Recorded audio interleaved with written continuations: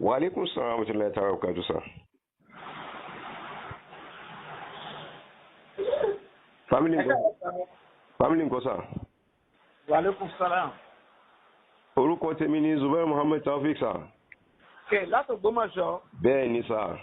Ẹ sọ àwọn ọ̀pọ̀lọpọ̀ èèyàn ti pè mí kẹ́ má bàa waste time. Yes, sir. Lórí ọ̀rọ̀ rìlíìsì Múríkì àná. Bẹ́ẹ̀ ni, sir. Ẹ̀yin ti yín ṣe wọ́n dẹ̀ sọ wípé ìmáàmù yẹn wípé irọ́ ló papọ̀ wò kì í ṣọmọ Ògbómọ̀ṣọ́. Sir, mo send àwọn details kan sọ́dọ̀ yín láàárọ̀ yìí, sir. Ṣé lórí WhatsApp? Bẹ́ẹ̀ ni, mo fẹ́ kẹ́ kọ́kọ́ ka àwọn èèyàn ní kẹ́ tó lẹ́sẹ̀ fún mi létí. Ṣé ọmọ Ògbómọ̀ṣọ́ ni àbí kì í ṣọmọ Ògbómọ̀ṣọ́? Àní pàápàá wàláhi sọ́mọ́ billahi lazi la ilaha illa bi rabbil kaaba. I am going to be 65 in the next 2 months. N gbọ́dọ̀ fi ọjọ́ orí mi kí n fi tàfàlà wàláhi kì í ṣọmọ Ògbómọ̀ṣọ́. Ṣé kílèmù ẹ̀ ṣé rọ́ ni àbí òótọ́? Ní gbogbo ọ̀nà pátápátá ló fi jẹ́rọ̀ wàláhi. Ìdí ẹ̀ náà làwa náà ń wá. So adẹ̀ ti sọ pé tó báwa ṣe ń ta kọ lánàá pẹ̀tà adẹ̀ tí wọ́n ń rí oríṣiríṣi èèyàn tí wọ́n tán jọmọ Ògbómọ̀ṣọ́ tí wọ́n ń sọ wípé kì í ṣe pé rọ́ ló pa àwọn àti rọra dákẹ́ wa jẹ́jẹ́ báyìí. Ẹ ṣèrànlọ́wọ́ kan fún wa, sà. Kí nìyẹn o?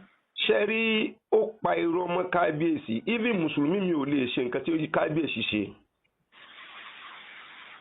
Àbí o bá mi yé yín? Bàbá yẹn wà extra careful lórí ọ̀rọ̀ tó wà nílẹ̀ débi pé gbogbo àwọn kọmitì kìíní ti ṣẹlẹ̀ kó tó di pé kábíyèsí dé mo ti sẹ́ẹ̀dì àwọn. Wọ́n sì ní wípé àwa ti dákẹ́ lórí ẹ̀ níwọ̀n ìgbà tí ò bá ní ẹ̀rí mi wípé ọmọ Ògbómọ̀ṣọ́ lòun. Àwọn ọmọ Ògbómọ̀ṣọ́ wọ́n ti fi hàn wípé kì í ṣọmọ Ògbómọ̀ṣọ́. Pàápàá.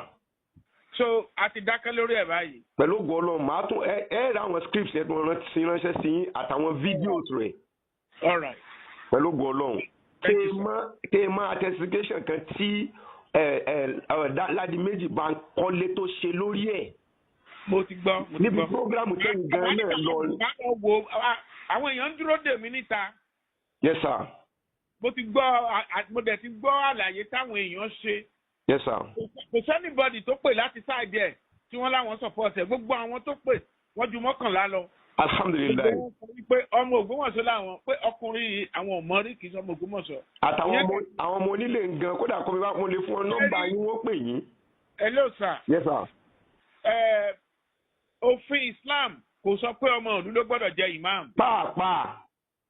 Ṣùgbọ́n téèyàn bá wá láti ta tó wá claim fọmọ ìlú lòun tí wọ́n fi jẹ imam basis ẹ̀ ó ti foundation rẹ̀ ti jẹ́ irọ́. Alhamdulilayi. Ẹni tí ń parọ́ kiri kò lè jẹ́ a lè fi ṣe imam. Alhamdulilayi sir. Ó fi rọ́ tú jàmá náà ni. Alhamdulilayi. Wà nìyẹn. Wa alaikum salam.